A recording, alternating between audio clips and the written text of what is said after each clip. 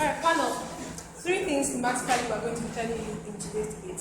Firstly, we are going to tell you about the nature of contractual agreements, the justification for leaving contractual agreements to individuals and not to be hijacked by the state or to compel people to go into contractual agreements. And we're going to be talking about the exceptions to this when we compel individuals to actually go into contract. Secondly, we're going to be telling you how their policy is actually one which is very patriarchal, which realizes the reasons that a woman wants to do this particular thing, which reduces reproductive autonomy to financial cost, and we think this is very, very bad. And thirdly, we are going to tell you about the individuality of reproductive rights, and on this, the need for harmonization of our consensual needs. Because panel, it's very important to know that this is very consensual, and we're going to be running a reduction, right? So what does this reduce abortions to? What does this reduce women's autonomy to? And what does this reduce like our societal perception of kids to in the first place? But let's give an engagement to these guys. So these guys are very funny, I'll take them later. But for what these guys tell you, right? So they say there's a satisfaction of the rights of a larger number of people. So when we have satisfaction of the right of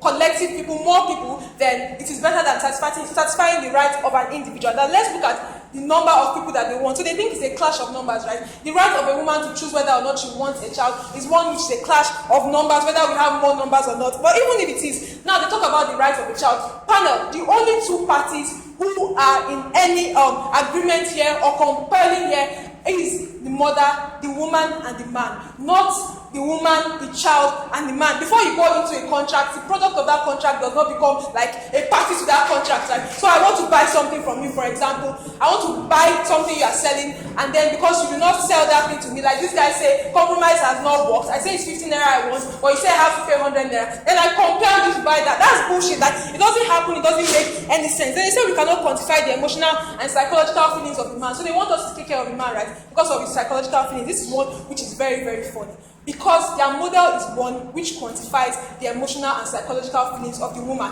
It's one which says that you can put a cost to the woman's feelings. So I'm in a relationship with someone, right? And then I do not want to have a child with that person because I think I'm going to bring a disgrace to my family. I think anything is going to happen as a result. But they put all of this in a cost, and the man says, I will give you 1 million naira. And when I pay you this money, then it quantifies all the feelings that I think I was going to have with this. We think this is very, very bad, and it's just one which they should not actually run. So they said the woman will not lose anything because she will be well paid. This is very, very funny. So they equate reproductive autonomy, they equate this right to financial cost, to money that you are going to get from this. We think this is very, very bad. Now these guys talk about balance of rights for all parties, and this is why they think they win this debate. So the man is happy. Of course, when I steal your land, when I take things from you, when I force you to do things and compel you to do things, I'm very happy with that. So the man is happy here, yes. The child is happy, wants child. The child does not come into consideration in this debate. This debate is not like the moral debate they want to have about whether abortion is right or not. These are parties who think abortion is right or not, but a party wants an abortion and a party wants the child.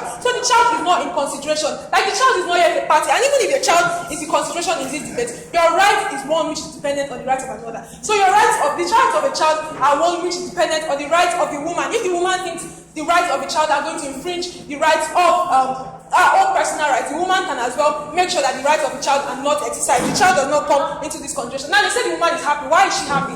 Because she's going to be paid for all of this. We think this is very, very funny. Happiness here or outcomes here does not equate to finance. We do not think we should reduce women's experiences. We do not think we should reduce womanhood or having a child or the process of gestation and childbirth to one which is being paid for. Surrogacy is one which is contractual. You can meet anybody and say you want a child. But a process where we compel people to actually give children to you is one which is very bad. So these guys won't tell us that consenting to having sex with someone is consenting to all the outcomes, right? So consenting to wanting to have sex with someone is tantamount to consenting to actually having a child or any other thing that comes with it. This is very, very funny. Consenting to having sex with an individual is not a consent to every single thing that happens with it. So consenting to having sex with an individual, for example, is not a consent to having a disease. It's not a consent to having a child. It's not even a consent or prerequisite that you must have an orgasm. Like if you don't, will you sue the person because the person will not give those kind of things? We think this is one which is very ridiculous from them. So these guys say there are two worlds. So they live in two worlds, the rational world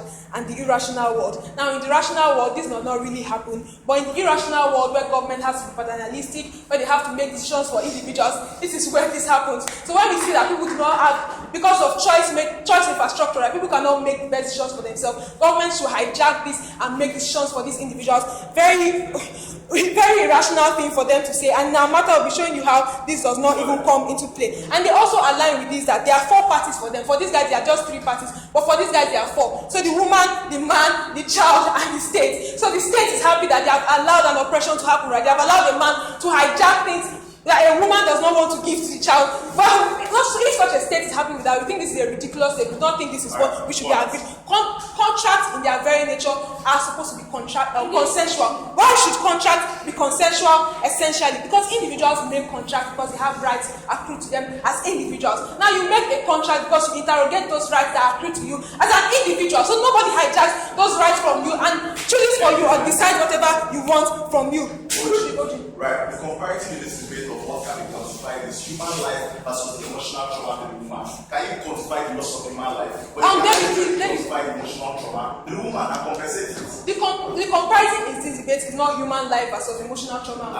This debate is about whether or not a contract can happen between a man and a woman. We can compare those kind of contracts. The child does not come into play in this debate at all. We don't have the child. We are not here to give a moral argument on whether we think abortion is right or not. That's not within the purview of this debate. Should we compel people to go into contracts that they want to go into or not? Simple. Forget about the child. Not important. So let's look at how it trivializes her reason. So we think essentially this reduces reproductive autonomy of individuals to financial costs. So we say we can calculate all your reproductive autonomy and give you the amount of money that you want. I think I've engaged this really well, and we think it's compelling her for processes that she does not consent to. So we do not necessarily know whether the woman does not want to go into it because she does not think she can bear the responsibility of the child. She might not want to go into it because she does not want to have the child. She does not want to go through gestation, but we compel her for processes that she does not want to go into. This is very bad. Now let's look at individuality of reproductive rights, and they care about the man, right? So let's look at how this is bad for the man. The man has a right to reproduction, just as the woman has a right to reproduction, and he was not infringed on another. So if the man thinks that he does not want to have a child, for example, and he decides to wear a condom, and the woman wants to have a child, we do not think the woman should compel the man not to wear a condom and have a child with her. Like, everybody has their individual reproductive rights, and it does not extend, it does not overlap to another's individual reproductive right. Now let's look at the ridiculous reduction of this. First, the panel, we reduce abortions to finance, and we allow men to buy the experiences of women when these experiences are valuable to them. We do not think we can quantify this. We think it is very, very bad. We are proud to oppose. Thank you so much for the case of